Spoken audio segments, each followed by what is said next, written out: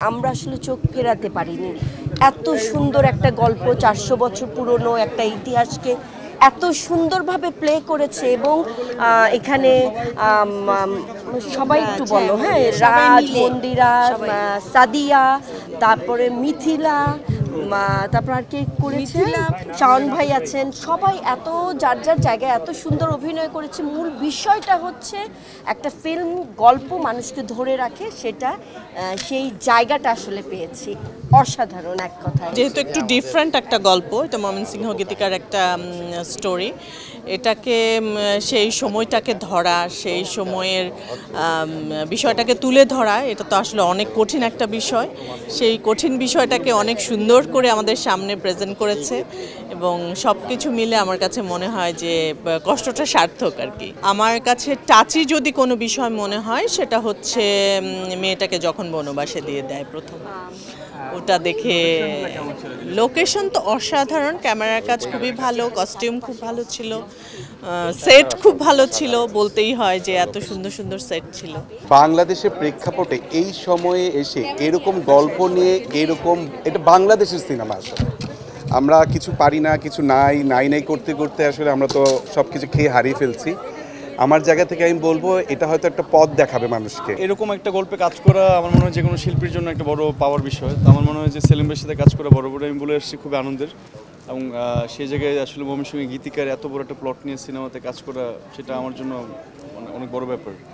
So finally দিন শেষে আজকে অনেকে আসছে, আমার মনে হয় যে ওনারা সবাই আমাদের এল্ডার যারা এই ইন্ডাস্ট্রিতে কাজ করেন, তো সবাই সিনেমাটা দেখে আসলে যেভাবে প্রশংসা করলেন বা কথা বললেন বা গীতিকা নিয়ে আসলে সিনেমাতে যেভাবে সেলিম ভাই সিনেমাতে নিয়ে আসছেন সব কিছু নিয়ে কথা বলছেন ওনারা। সো যেভাবে অ্যাপ্রিসিয়েশন আমি পেলাম, ও পেলাম, এটাই আমরা এর জন্য কাজ করি মনে হয় সবাই। সো রানীকে পাওয়ার পরের ফিলিংস তো আমার মনে হয় যে কারোরই ভালো লাগবে, ভালো লাগবে না?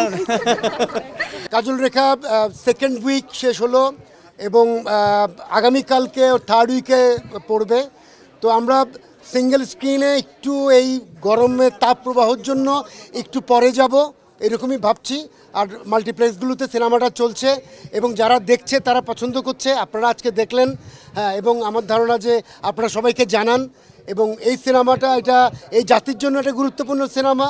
এটা যদি সবাই দেখে এবং আমাদের অনেক ভালো লাগে। সম্ভবত ৩ তারিখে ময়মনসিংহে ছায়াবানীতে এটা রিলিজ হওয়ার কথা, যদি পরিস্থিতি ঠিক থাকে, তাপানুকূল থাকে, তাইলে আমরা ময়মনসিংহে আমরা যাব, সবাই মিলে যাব। এবং ময়মনসিংহের গীতিকা যেহেতু ময়মনসিংহে, আমরা সবাই মিলে স্পেশালি রিলিজের দিন আমরা থাকবো ময়মনসিংহে। দর্শক যদি পছন্দ করে তো সেটা আমাদের অন্যতম ভালো লাগার কারণ, আর কিছু না। আমরা সিনেমা করেছি, বানিয়েছি দর্শকের জন্য, দর্শক পছন্দ করছে, এতে আমরা খুব খুশি। যেহেতু আমি পার্সোনাল লাইফে আমি অনেক চুপচাপ, আর সেলিম ভাইয়ের সাথে যখন আমার প্রথম শ্যুট হয় নাটকের, তখন আমাকে এইভাবে দেখেই আসলে কাজল রেখাতে সে সিলেক্ট করে। পাতা মুখ আর হচ্ছে প্লাস আমি অনেক চুপচাপ, কাজল রেখার ক্যারেক্টারের সাথে মিলেছে, দ্যাটস ওয়াই আমাকে নেওয়া। আসলে চোখে মুখে কথা বলা কিনা এটা আমি তো জানি না, মানে যতটুকু অভিনয় করেছি ওভাবেই করতে বলেছে আসলে। আর কাজল রেখার পুরো ক্যারেক্টারটাই হচ্ছে অনেক চুপচাপ থাকে আর স্ট্রাগল যায় ছোটোবেলা থেকে বড়বেলা অবধি, আপনারা তো দেখেছেনই। আর খুবই কথা কম বলে, না পারতে নয়। কঠিন স্মৃতি ছিল যেটা আমার চড়ে হাঁটা, ঘাস খাওয়া, নদীতে ঝাঁপ দেওয়া, এগুলো মানে আমি তো কখনো আসলে জীবনে করিনি, সো এগুলো আমার জন্য একটু টাফ ছিল। আর বেস্ট স্মৃতি যদি বলতে হয় তাহলে প্রতিদিনই আসলে বলা যেতে পারে, কারণ প্রতিদিনই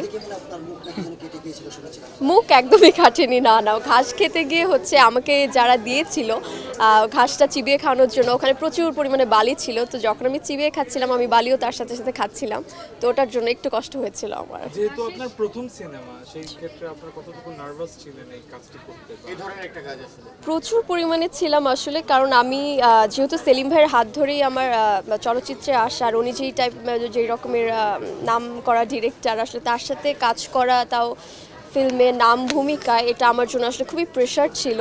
আর এত নাম করা কো আর্টিস্ট সাথে আমি খুবই নার্ভাস ছিলাম প্রথমে, যে কি করব বা কিভাবে হবে, আমি পেরে উঠবো কিনা। কিন্তু আসলে দিনের সাথে সাথে আস্তে আস্তে আমি চরিত্রটা হয়তো ধারণ করতে পেরেছি, তো কাজল রেখা হয়ে উঠতে পেরেছি। এখন দর্শক পছন্দ করছে কাজল রেখাকে, তো খুব ভালো লাগছে আসলে।